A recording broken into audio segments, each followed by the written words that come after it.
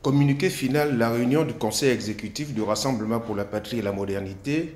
du jeudi 28 novembre 2019. Le Conseil exécutif du Rassemblement pour la Patrie et la Modernité a tenu à Libreville sa réunion hebdomadaire ce jeudi 28 novembre 2019 à partir de 14h30 sous la présidence du patriote Alexandre Barrault-Chambrier, président du parti. À cette occasion, le Conseil a procédé à un large échange de vues sur l'actualité internationale et nationale,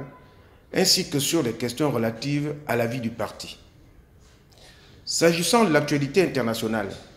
le Conseil exécutif du RPM a pris note de la tenue à Yaoundé au Cameroun le 22 novembre 2019 d'un sommet extraordinaire des chefs d'État et de gouvernement de la zone CEMER destiné à examiner la situation financière, économique et monétaire dans la zone et d'analyser les perspectives des économies de la sous-région. Sur les questions économiques, le RPM reste circonspect quant à l'excès d'optimisme affiché par le sommet, eu égard à la lenteur observée dans la mise en œuvre des réformes indispensables dans certains pays de la sous-région. Sur les questions financières, le RPM note la même lenteur dans l'examen des réformes envisagées pour tenir compte de l'évolution de l'environnement relatif à l'utilisation d'une monnaie commune, et ce, contrairement à la zone CEDEAO où le processus d'intégration monétaire est plus avancé. Pour ce qui est de l'actualité nationale, le Conseil exécutif du RPM relève une fois de plus le rétropédalage du gouvernement au regard de sa décision d'annuler le paiement en nature de la redevance minière proportionnelle. Il souligne à nouveau les incohérences et l'amateurisme du pouvoir en place qui annonce des mesures tambour battant pour faire marche arrière, toute honte bue quelques semaines après. Par ailleurs, le Conseil exécutif du RPM prend note de la déclaration faite le 26 novembre 2019 par le syndicat national des magistrats et réitère son rejet de l'immixtion du pouvoir exécutif dans le fonctionnement de la justice. Il encourage les magistrats à faire preuve d'indépendance dans l'exercice de leur noble mission en libérant les prisonniers politiques inutilement maintenus en détention contre le respect des lois et règlements en vigueur. Dans ce sens, le RPM tient à souligner le rôle et la responsabilité devenus négatifs du ministère de la Justice dans tous ces désordres qui, pour la deuxième fois consécutive, s'est affranchi du statut des magistrats en révoquant de manière cavalière de ses fonctions un haut magistrat et vient d'organiser dans des conditions mal maîtrisées et irrégulières une session extraordinaire du Conseil supérieur de la magistrature. À cet égard, il réitère la nécessité de mettre en œuvre une réforme qui ne permettra plus au président de la République d'être le président du Conseil supérieur de la magistrature en vue de parvenir à l'indépendance réelle du pouvoir judiciaire, préalable à un fonctionnement serein du service public de la justice. Le Gabon a un urgent besoin, dans son ordonnancement juridique, de l'affirmation dans les faits de la séparation des pouvoirs pour garantir de véritables contrepoids. Le Conseil exécutif du RPM continue à suivre avec une grande attention le déroulement de l'opération dite anticorruption déclenchée il y a quelques jours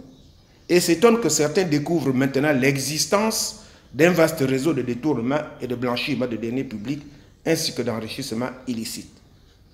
Le RPM tient à rappeler qu'un groupe de députés, à l'origine de sa création, avait dénoncé dès juin 2015 la présence dans les hautes sphères de l'État d'habiles profito-situationnistes aux chaussures enfoncées dans la boue des chemins tortueux de l'enrichissement astronomique sans cause. Au demeurant, cette nouvelle affaire révèle la logique du système qui met en place des institutions publiques sans mécanisme d'alerte, de garde-fou, ni de contrôle et semble découvrir ahuri, à la faveur de l'exacerbation de contradictions de clans en son sein, l'ampleur des détournements. Rappelant son communiqué du 21 novembre dernier,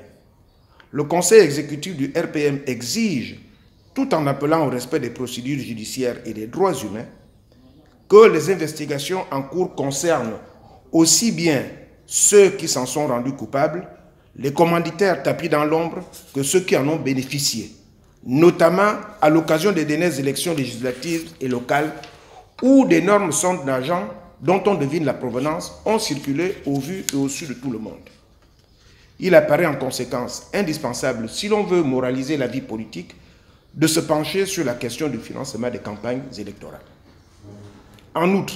le conseil exécutif du RPM a appris qu'un nouveau déraillement de train, le troisième en moins d'un an, s'est produit le jeudi 28 novembre 2019 entre les gares de Lastourville et de Milolé, avec pour conséquence l'interruption du trafic ferroviaire pour une durée indéterminée. Il renouvelle sa préoccupation exprimée en mai dernier quant à la récurrence des accidents sur la voie ferrée et constate l'incapacité du gouvernement et de l'autorité de régulation des transports ferroviaires, l'ARTF, à prendre des mesures efficaces pour garantir dans la durée le bon fonctionnement du chemin de fer. Dans un tout autre domaine, le conseil exécutif du RPM a pris note de la reprise depuis lundi 25 novembre 2019 du dialogue politique entre l'Union européenne et le gouvernement gabonais. Dialogue qui porterait sur les droits de l'homme, les libertés fondamentales, la gouvernance démocratique et les élections. Il espère que ce dialogue permettra de faire avancer la cause d'une véritable démocratie dans notre pays, gage de sa stabilité politique, de son progrès économique et social, ainsi que de la cohésion de son peuple. Par ailleurs,